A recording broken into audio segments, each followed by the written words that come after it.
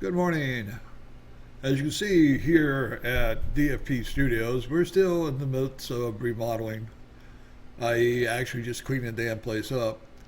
Um, I want to talk to you about a new mask that I just discovered. Someone showed it to me, and I think it's pretty cool. One of the problems I've always had with using a BiPAP or CPAP is the amount of pressure to open up my throat in my massive neck is like a hurricane in a box. And it's very uncomfortable with a full face mask so that I can breathe through my mouth. Usually the air leaks up into my eyes and dries them out, and it's very annoying. And the noise of the air escaping is annoying. The whole thing is just annoying. Plus, you had to have the straps on so tight that in the morning you woke up with strap marks everywhere because you're trying to contain this hurricane force going from the box through the hose, through the mask, into your mouth. Well, they've come up with a newer design. What I'm looking at is a ResMed mask that somebody showed it to me. It's pretty cool. I don't have all the full nomenclature, but unlike what they've done is, I suspect they got a aeronautical or some other type special airflow engineering involved. And what they've come up with is a way that without the gel, notice there is no gel pack, it's just foam, they can still make a secure, tight, firm seal where the air is not leaking all over the place. And I think the secret to it is this is also handy. No more having to try and pull the hose off and pulling the hose adapter off instead. You just unclip and it comes off and it would stay on the hose. If you look inside of here, see this little round, there we go, the round lip right there? I think, and I suspect what's happening is, as the air is being pushed up through the bottom, it starts to tumble when it hits that. It's not a tremendous tumble, but it's just enough tumble that it sets up a Venturi-like action that causes suction that affects the mask part of it and pulls it up to your face, making a tight seal, which is wonderful. You don't have that, oh, I got to pull this so tight that it's strangling me or whatever. It just pulls in, it seals, and away you go.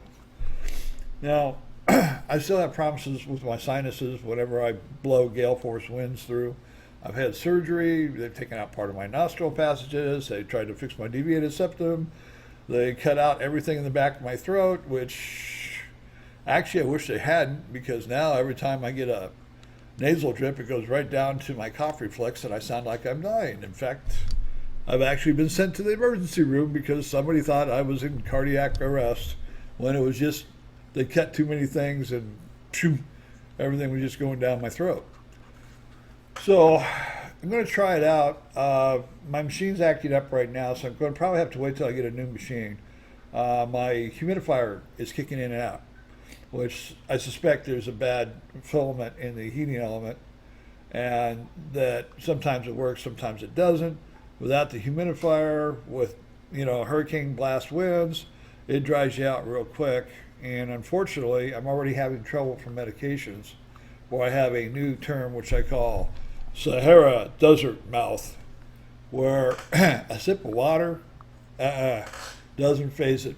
When Sahara desert mouth attacks, you have to get up, go in the bathroom, you got to brush your teeth, you got to use Biotene, and which is a mouthwash specifically made to help keep your mouth from drying out in the first place.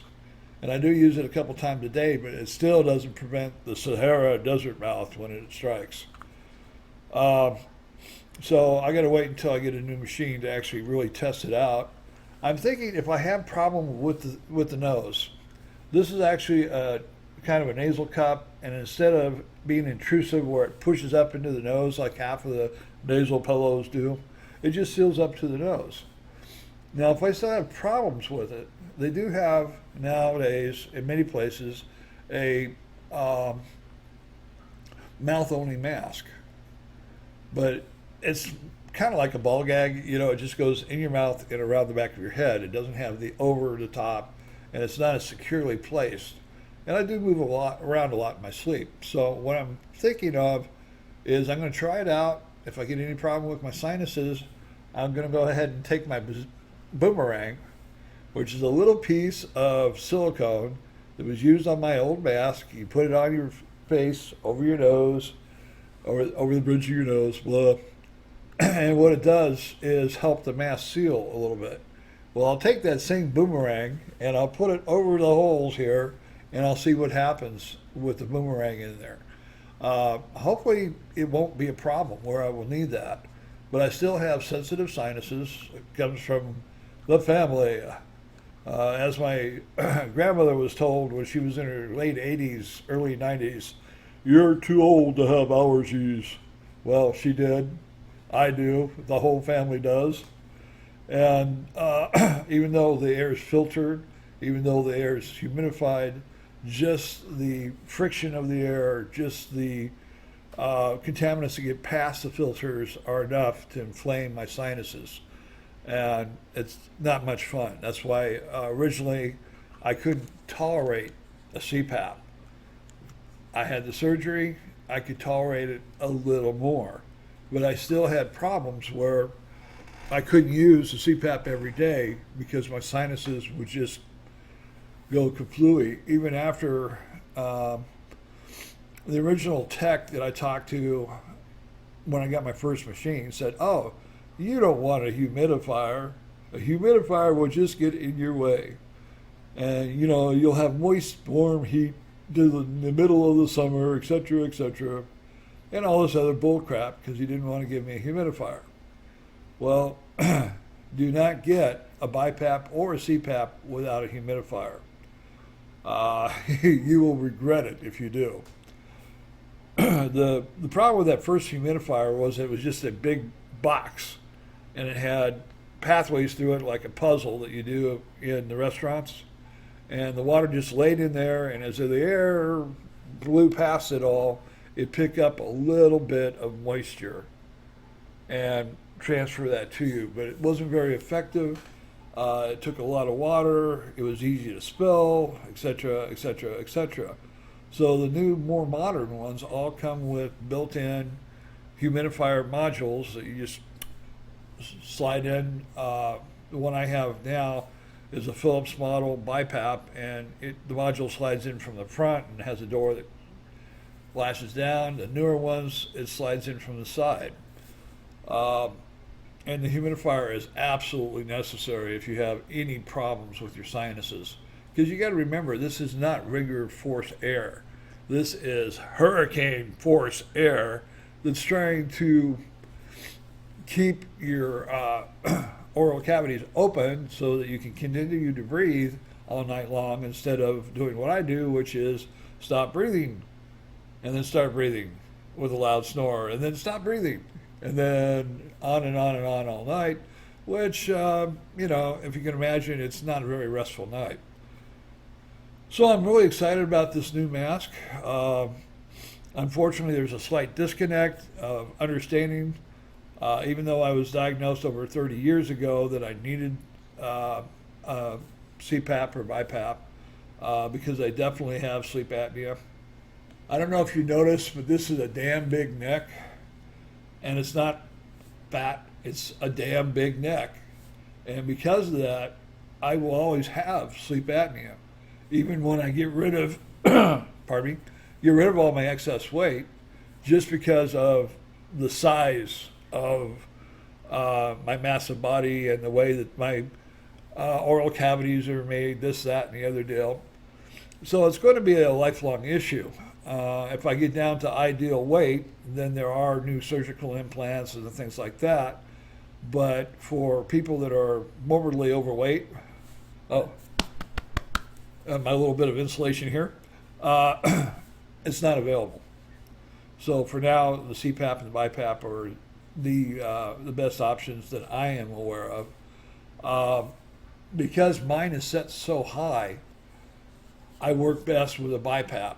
And the difference between a CPAP and a BiPAP is a CPAP is a continuous pressure device. And there's a little valve in the mask itself that when you exhale, your exhalation goes out through this valve in the mask, but meanwhile, the air keeps coming at you. Well, on the higher settings, it's harder and harder to breathe out against this massive flow of air. So they developed a BiPAP for those of us that have problems, other issues as well as just sleep apnea. And the nice thing about a BiPAP is it's a smart little son of a gun. So you get the until you exhale, then it goes. So you're not breathing out against hurricane force winds. As soon as you stop exhaling, it goes until you exhale, and then it goes. So it makes it much easier to breathe, and makes for a much more restful night for myself. It is more expensive technology. If you can actually tolerate a CPAP, many people use it and use it well without any problems. But for some of us where we have gale force winds blowing in there, the extra technology involved and the fact that the pressure does drop tremendously. I mean, it's a big drop in pressure. Makes it much easier to exhale. And honestly, I come from the Porter line, and the Porter family has a history of having a little bit of lung issues, which I do have a little bit of lung issues. So that little extra help really comes in handy. It makes for a much more comfortable sleep. Well, once I get a new machine, I'll be back and give it a rating. Also, I'm going to try the mask on my old machine, see how it works. The only problem is some days the humidifier works, some days it doesn't. And on the days where it doesn't last very long before, even in my sleep without waking up, I rip the damn thing off because it's drying me out and causing my mucous membranes to get really dry and sticky, and it feels like I can't even breathe until I wake up and force my saliva to flow and rehydrate my mucous membranes. So until then, see you later. Hopefully by next time we'll have the new equipment in. I'm waiting for a replacement. I'm saying too many ahs. I should delete this, but I'm not going to. A replacement tripod for my Canon professional grade camera because it's too damn heavy to fit on a regular tripod. And when I do that, I'll be switching over to using my trusty Macintosh. It's hiding over here in a corner that you can't see it, and record on that. And then I'll still probably send it up on the Windows because I'm still more comfortable and used to using my Windows software for editing than I am using the Macintosh software. Though the Macintosh software is superior when it comes to doing audio editing than the program I'm currently using. So that's it for now. Like I said, hopefully next time you won't have dirty dishes in the background. Actually, you can see my dirty dishes on one side, and you can see my workbench with a bunch of junk thrown on it on the other side. As I continue on my cleaning up, reorganizing type deal. Hopefully that'll get a little cleared up, and eventually I'll have some of my artwork up as my backdrop. Maybe I'll make up, I might someday be able to afford to print out the photo I call Big, which is only 6 feet wide. It's only about 1.5 feet tall, but it's 6 feet wide, which would make a nice backdrop. So until then, we'll see you later. Now, where's that button? There it is.